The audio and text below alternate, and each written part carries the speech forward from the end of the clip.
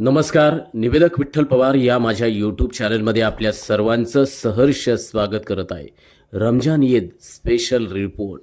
मित्रांनो, आजचा हा दिवस आहे विशेष आनंदाचा, सौहार्दाचा आणि बंधुत्वाचा. कारण आज आपण बोलणार आहोत इस्लाम धर्माच्या सर्वात पवित्र आणि मंगल सणाबद्दल, तो म्हणजे रमजान ईद.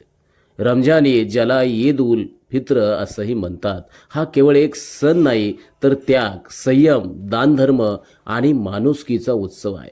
संपूर्ण रमजान महिन्यात उपवास करून, प्रार्थना करून, संयम आणि शुद्धतेचे पालन केल्यानंतर हा आनंदाचा दिवस येतो.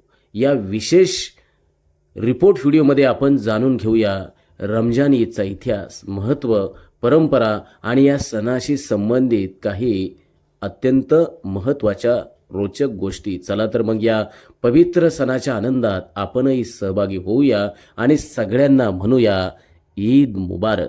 निवेदक विठ्ठल पवार या यूट्यूब चॅनलवर जर बांधवांनो तुम्ही नवीन असाल तर माझ्या यूट्यूब चॅनलला सबस्क्राईब करा, व्हिडिओ आवडल्यास लाईक करा, शेअर करा आणि हो, कमेंट्स करायला विसरू नका. रमजान ईद एक विशेष रिपोर्ट. बंधुभाव आणि शांतीचा संदेश देणाऱ्या ईद उल फित्र अर्थात रमजान ईदच्या सर्वांना प्रथमतः मनपूर्वक शुभेच्छा. या पवित्र सणाच्या निमित्तानं मनामनातील दरी कमी होऊन समाजात स्नेहभाव वृद्धिंगत हो, तसंच घरोघरी सुख, समृद्धी, आनंद, यश, ऐश्वर्य, उत्तम आरोग्य नांदो, ही सदिच्छा. मुस्लिम बांधवांचा सर्वात पवित्र आणि आनंदाचा हा सण मानला जातो. हा सण रमजान महिन्याच्या समाप्तीनंतर शब्बाल महिन्याच्या पहिल्या तारखेला साजरा केला जातो. या सणाचा व चंद्राचा घनिष्ठ संबंध आहे, कारण ईदचा निर्णय चंद्रदर्शनानंतर केला जातो.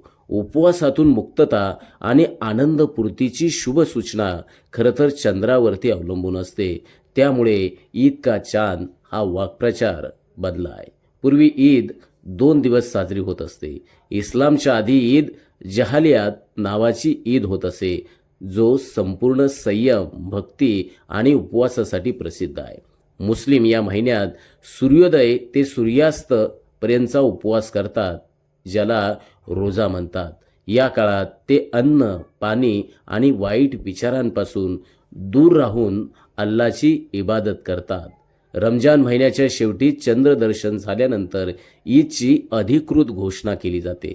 त्यानंतर संपूर्ण मुस्लिम समाजात आनंदाचं वातावरण असते. लोक आपले पारंपरिक कपडे परिधान करतात, मस्जिदीत जाऊन विशेष ईदची नमाज अदा करतात आणि एकमेकांना ईद मुबारक म्हणत शुभेच्छा देतात. ईदच्या या पावन मंगल दिनी प्रत्येक मुस्लिम कुटुंबाला गरिबांना सदगत उल फित्र अर्थात दान देणं अनिवार्य असते आणि हा एक प्रकारचा सामाजिक समरसतेचा संदेश आहे, ज्यामुळे गरीब आणि गरजू लोकही ईदचा आनंद साजरा करू शकतात. ईदच्या या खास जेवणात शिरखुर्मा हा गोड पदार्थ विशेष लोकप्रिय आहे. खजूर, सुकामेवा आणि गोड पदार्थ यांना या दिवशी विशेष महत्त्व असते.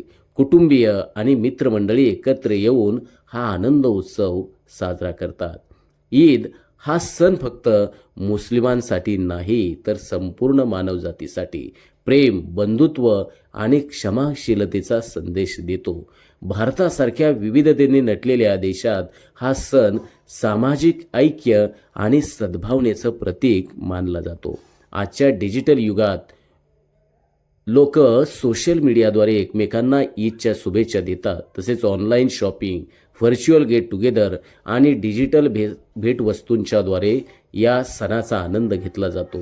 रमजान ईद ही केवळ एका महिन्याचा उपवासाचा शेवट नाही, तर स्वतःच्या आत्मशुद्धीचा, गरिबांसाठी दानधर्माचा आणि संपूर्ण समाजासाठी प्रेमभावनेचा हा उत्सव आहे. हा सण आपल्याला एकमेकांसोबत आनंद वाटण्याची आणि माणुसकी जपण्याची प्रेरणा देतो. पुन्हा एकदा आपल्या सर्वांना ईद मुबारक. बंधुत्वाचा संदेश देऊया, विश्व बंधुत्व वाढीस लावूया.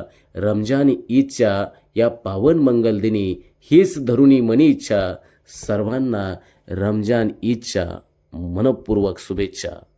आमच्या चॅनलवर नवीन असाल तर सबस्क्राईब बटनावर क्लिक करा आणि बेल आयकॉन प्रेस करा.